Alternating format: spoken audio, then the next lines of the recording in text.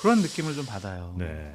아니 뭐 댓글들 지금 쭉 보면 다 잘라라 하고 뭐 누굴 다 잘라? 징계시키고 그러니까 검찰 누가 할 거예요? 검사들 그럼? 누가 해요? 그러니까 그 다음에 이제 그러면 민주당 법사위원들이 가서 할 거예요?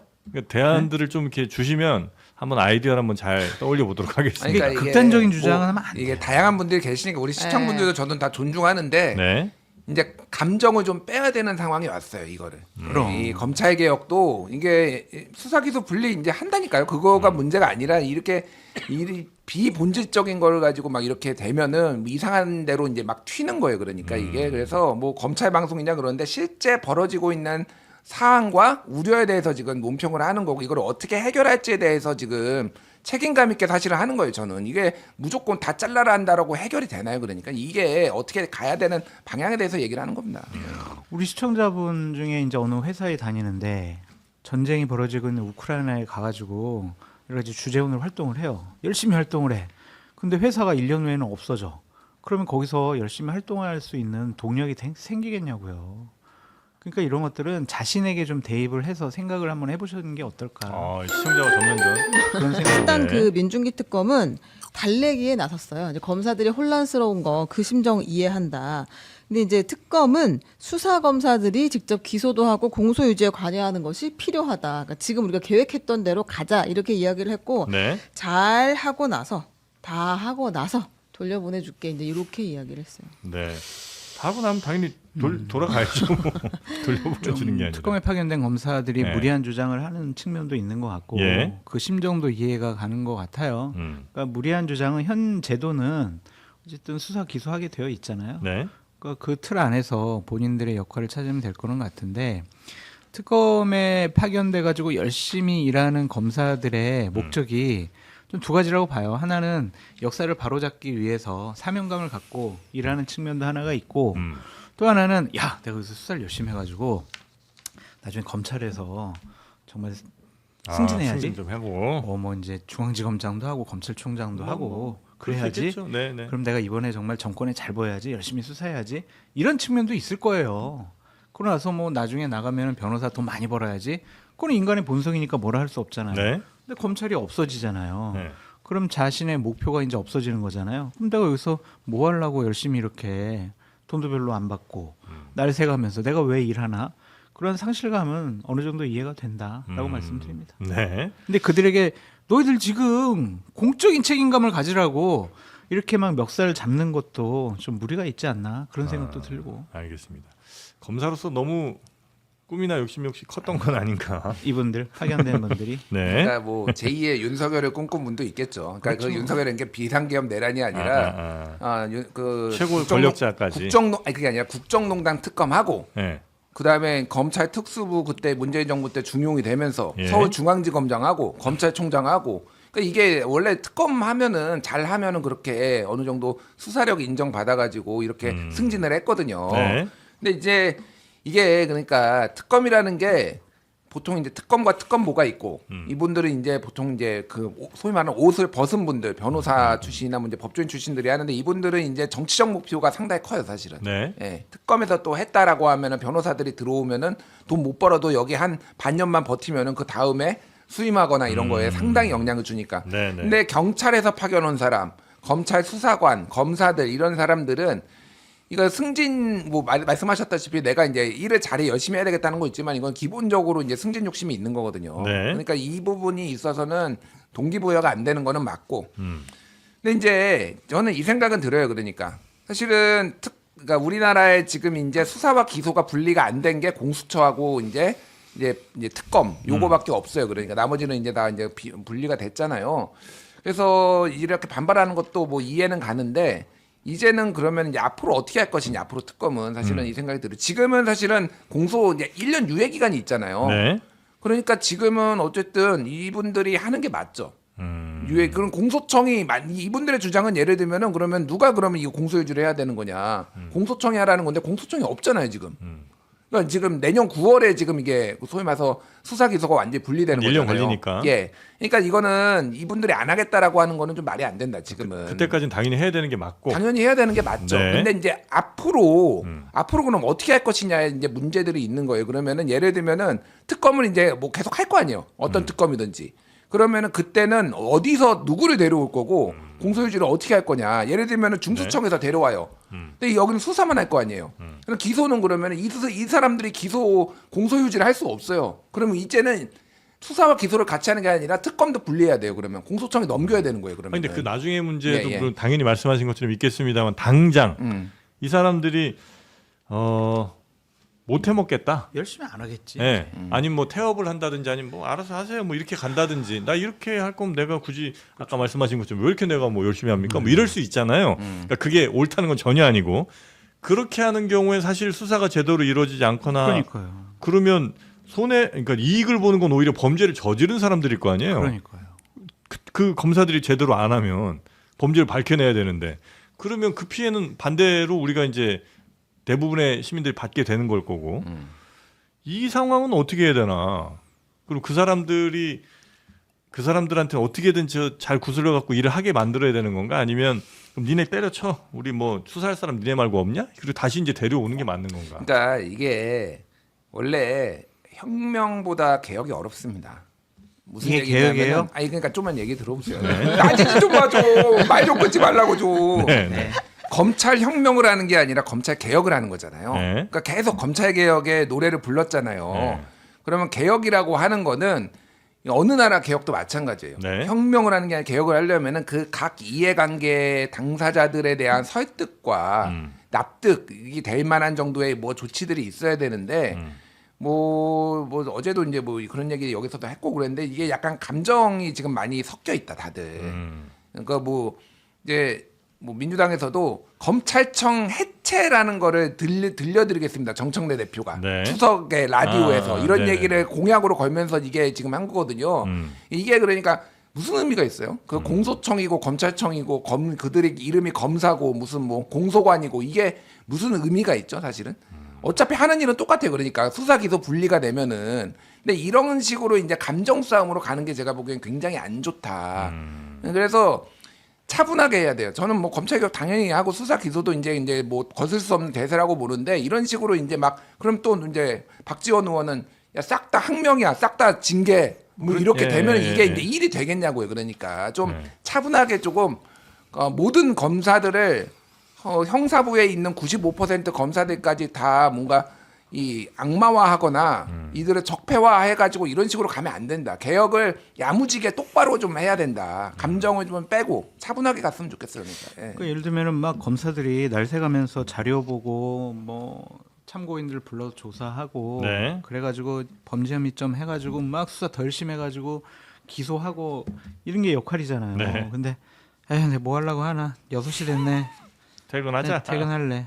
다음날 9시에 나와요. 그래서 그런 식으로 하면은 이 김건희 특검이라든지 내란 특검 범죄 혐의를 제대로 밝힐 수가 있을까? 네. 그런 걱정이 들고 이미 이런 성명까지 나왔다라고 하면 이분들은 수사 동력이 확 떨어진 것 같아요. 이제 저는 수사보다 공소 유지가 진짜 더 걱정이에요. 왜냐하면 이거 입증하는 과정이 1년 안에 안 끝날 확률이 높고 지난번에 국정농단 때도 보면 진짜 재판이 길었거든요. 근데 수사 끝나고 좀 잘 나갔다는 사람들은 제가 거의 다 탈출했어요 그때 법무법인으로 가가지고 돈 진짜 많이들 벌고 있었고 끝까지 남아서 지키는 사람 몇 명 안 됐었어요 재판을 할 때도. 근데 이 벌써부터 수사 단계에서 맞아요. 이런 식이면 과연 재판까지 이 사람들이 열심히 할 리가 있나 이런 생각이 좀 들어서 그러니까요. 유죄를 입증을 해야 되는데 그게 이게 쉽지 않겠구나. 그러니까 이게 이제 잠깐 말씀드리면은 네. 이게 다른 데가 아니라 김건희 특검에서 나온 거잖아요. 예. 사실은 내란 특검이나 최상병 특검은 이미 가닥에 다 잡힌 상황인데 오늘 우리도 얘기하겠지만 김건희 특검에서는 지금 계속 새로운 게 나와요. 제가 보기엔 한 5년 해야 될 것 같아요. 김건희 특검은. 네. 그러니까 이게 동력이 되려면은 이 사람들이 그리고 지금 나온 것들이 사실은 언론에서 다루기는 쉬운데 이거를 법정에서 유죄로 받아내는 거는 굉장히 난망합니다. 제가 보기에는. 그러니까 뭐 어떤 거는 이제 명백하지만 예를 들면 양평고속도로 같은 경우에 김건희가 직접 개입을 했느냐 뭐 이런 거는 밝혀내는 거 쉽지 않고 지금 자생한방병원도 이 돈이 어디로 가서 윤석열 캠프로 들어갔느냐 이거 자금 추적해가지고 이런 거 입증하는 건 만만치 않거든요.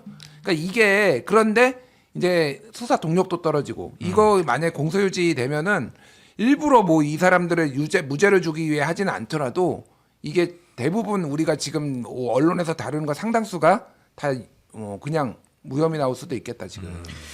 대통령의 말씀이라면 만약 김건희 씨와 관련된 여러 가지 범죄 혐의가 1심에서 무죄가 나왔어요. 그러면은 무죄 나왔으니까 검찰이나 이제 공소청에서는 항소하지 말아라. 그렇게 돼버리는 거잖아요. 그러면 국민들이 그걸 인정을 하겠어요? 그리고 검사 이제 공소청 수사관이라 해야 되나? 하여튼 뭐 그분들 역할이 제대로 하고 있다라고 우리가 인정을 할 수가 있냐고요. 그래서 대통령의 발언과 이 검사들의 반발을 결합시켜 보면 네. 상당히 나라의 시스템이 좀 망가지는 거 아니냐, 무너지는 거 아니냐 그런 느낌을 좀 받아요. 네. 아니 뭐 댓글들 지금 쭉 보면 다 잘라라 하고 뭐 누굴 다 잘라? 징계시키고 그러니까 검찰 그럼 누가 할 거예요? 검사들 그럼? 누가 해요? 그러니까 그 다음에 이제 그러면 민주당 법사위원들이 가서 할 거예요? 그러니까 대안들을 좀 이렇게 주시면 한번 아이디어를 한번 잘 떠올려 보도록 하겠습니다. 아니, 그러니까 이게 극단적인 주장은 하면 안 이게 돼요. 다양한 분들이 계시니까 우리 시청분들도 저는 다 존중하는데 네. 이제 감정을 좀 빼야 되는 상황이 왔어요. 이거를. 그럼. 이 검찰 개혁도 이게 수사 기소 분리 이제 한다니까요. 그거가 문제가 아니라 이렇게 이 비본질적인 걸 가지고 막 이렇게 되면은 이상한 대로 이제 막 튀는 거예요. 그러니까 이게 그래서 뭐 검찰 방송이냐 그런데 실제 벌어지고 있는 사안과 우려에 대해서 지금 논평을 하는 거고 이걸 어떻게 해결할지에 대해서 지금 책임감 있게 사실은 하는 거예요. 저는 이게 무조건 다 잘라라 한다라고 해결이 되나요? 그러니까 이게 어떻게 가야 되는 방향에 대해서 얘기를 하는 겁니다.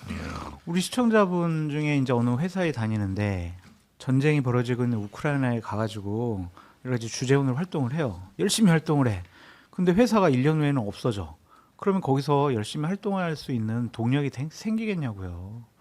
그러니까 이런 것들은 자신에게 좀 대입을 해서 생각을 한번 해보시는 게 어떨까. 시청자와 전면전. 그런 생각이 좀 듭니다. 아니 지금 검사들이 사실은 네.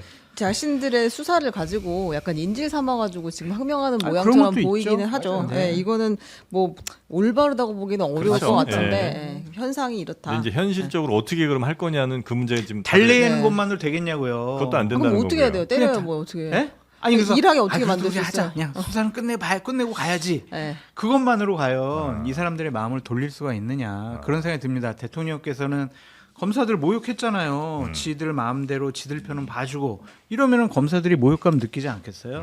좀 이렇게 격려도 해주고 동력 왜 웃어요? 네. 왜 웃어요? 댓글이 심상치 않아요? 아닙니다. 괜찮습니다. 항상 뭐 심상치 않으니까. 네, 그렇죠. 네. 자, 하여튼 그 다음 항상 문제는 그 다음이니까요. 그 다음을 어떻게 할 것인가 좀 그러니까요. 마련을 잘 하도록 좀 저희가 응원을 좀 해 보고요. 네. 예, 그 다음에 배임죄 없앤다고요. 예. 이 당 정의 이야기했으니까 예. 이것도 그렇게 간다고 봐야 될 것 같습니다. 민주당에서 형법상 배임죄를 폐지하는 것을 방침으로 잡았습니다.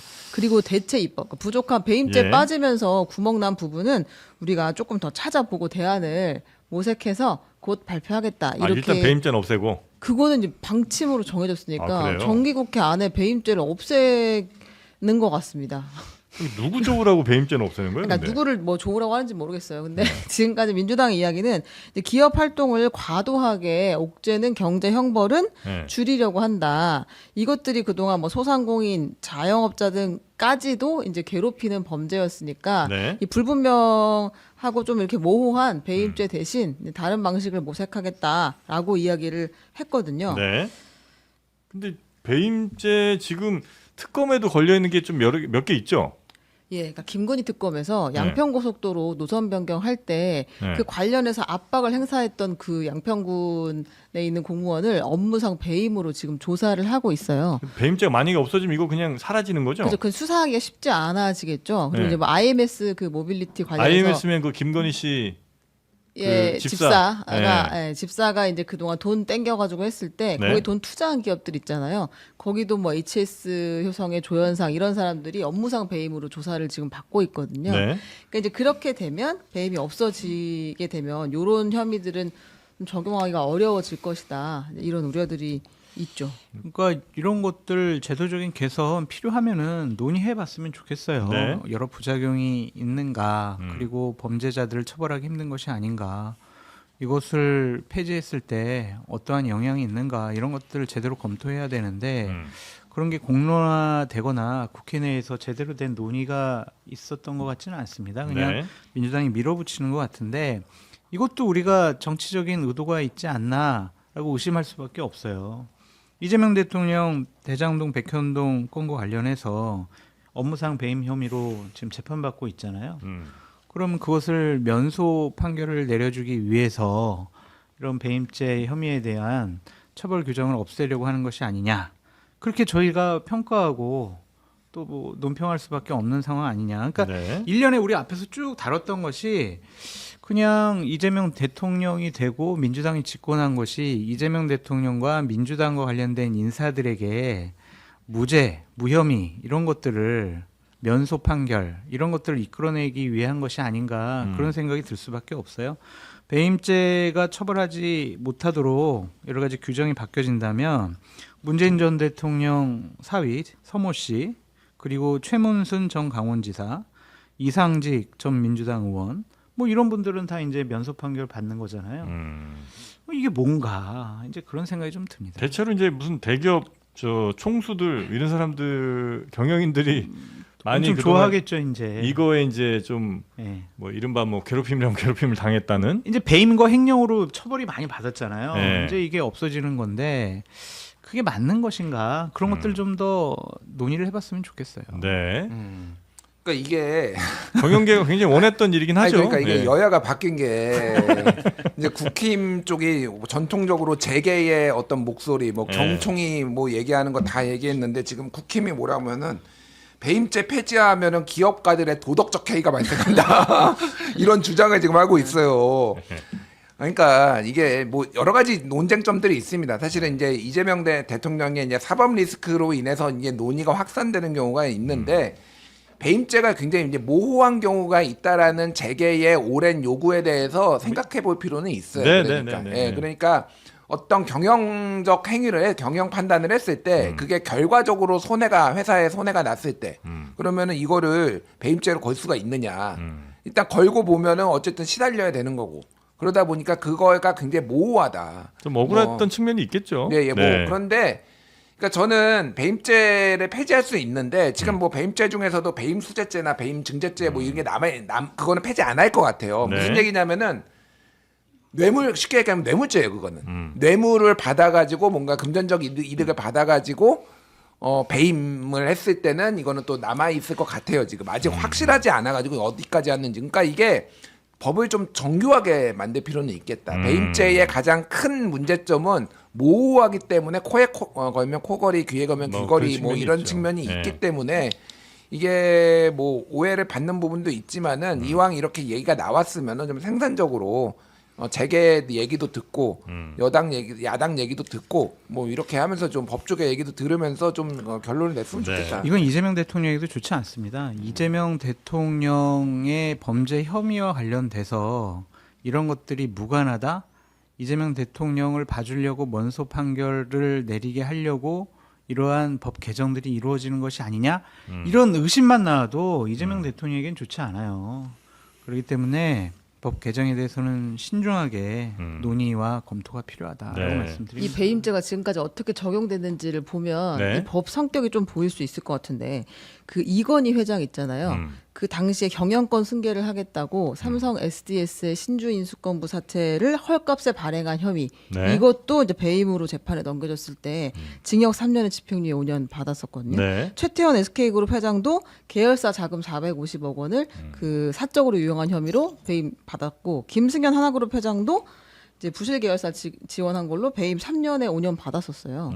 근데 다만 또 지금 최근에 재판받고 있는 박삼구 전 금호그룹 회장은 2심에서 배임을 무죄로 받았대요. 네. 그러니까 이제 이것들이 진짜 많이 걸었고 성과도 있었고 또 무죄가 나는 경우도 많은 그런 그 범죄 혐의이긴 한 것 같아요. 네, 배임은 하여튼 거의 모든 그러니까 재판받는 경영인들이 하나씩은 달고 오는 거더라고요. 뭐 횡령 따라서 횡령 친구 배임이죠. 횡령 네. 그렇죠. 횡령이랑 가로치고 배임 항상 네. 거의 따라오고. 그러니까 모호하면은 네. 좀 엄격하게 규정을 뭐 축소하거나 아니면 제한할 수가 있지만 이것을 없애버리는 것이 과연 맞는 것이냐. 네. 뭐 법조계나 경제계 얘기를 좀 많이 들어보고 논의했으면 좋겠습니다. 하여튼 뭐 지지하시는 분들도 많이 좀 약간 혼란이 좀 있으신 것 같기는 해요. 본인의 기존 입장이랑 좀 달라진 이 상황에 대해서 어쨌든 또 그래도 뭐 횡령은 남아 있는 거 아니냐, 사기로 처벌하면 된다 등등 뭐 이런 이제 이야기들을 많이 올려주시는 거 보면 아니 우리가 이제 네. 이재명 대통령과 연관시켜서 계속 얘기하는 게 배임 수재증죄라고 있어요. 음. 그거는 이제 민간 영역에서 뇌물죄로 처벌하는 거거든요. 네. 그거는 그대로 둔대요. 왜? 그건 이재명 대통령하고 그 상관이 없으니까 그걸로 처벌 안 하니까. 그러니까 그거는 그대로 둔다. 이렇게 자꾸 오해스러운 공격을 받는 것 자체가 대통령과 정권에 좋지 않다라고 다시 한번 말씀드립니다. 네. 자, 근데 이것도 아니 근데 이거 짧게 네. 그러니까 이게 직접적으로 배임죄가 지금 관련된 게 이재명 대통령이 대장동하고 백현동 네. 요거거든요. 대장동은 사실은 시작이 화천대유를 통해서 여기가 대선 자금 저수지를 만들려는 거 아니냐라고 시작을 했어요. 근데 이거를 이제 뭐 이게 일반 건설사가 아니라 시행사가 아니라 약간 김만배 씨 같은 사람이 들어와 가지고 이렇게 몇 천억씩 먹는 게 맞느냐 이런 감정성 그리고 50억 이제 클럽 뭐 이런 게 나와서 그렇지만은 네. 이거를 검찰이 기소했던 방식은 그러니까 수사를 저는 할 수 있다고 봐요. 그런 내용까지 나왔는데 이거를 수사를 어떻게 하는? 근데 검찰이 이재명 당시 성남시장을 기소했던 거는 왜 더 많이 못 가져왔냐.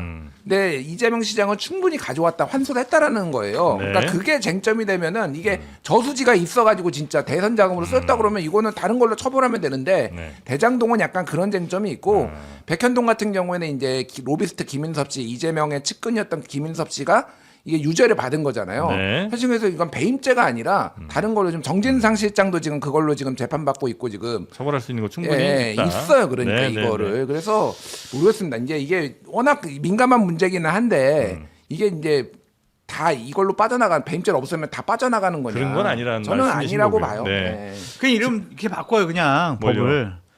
범죄 혐의자가 대통령이 되면 다 그냥 무죄다. 에이, 그러지 마요. 혐의가 없다. 에이, 그렇게 하는 거 면소다. 아니에요. 그러지 마세요. 아니, 저는 이제 진짜 재미있는 댓글 하나만 소개해드리고 네네. 넘어가겠습니다.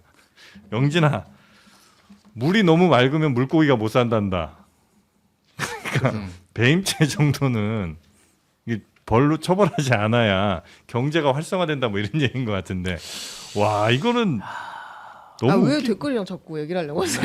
죄송합니다. 네, 넘어가겠습니다. 자, 오늘 지금 스피디하게 내용 엄청 갑니다. 많아요.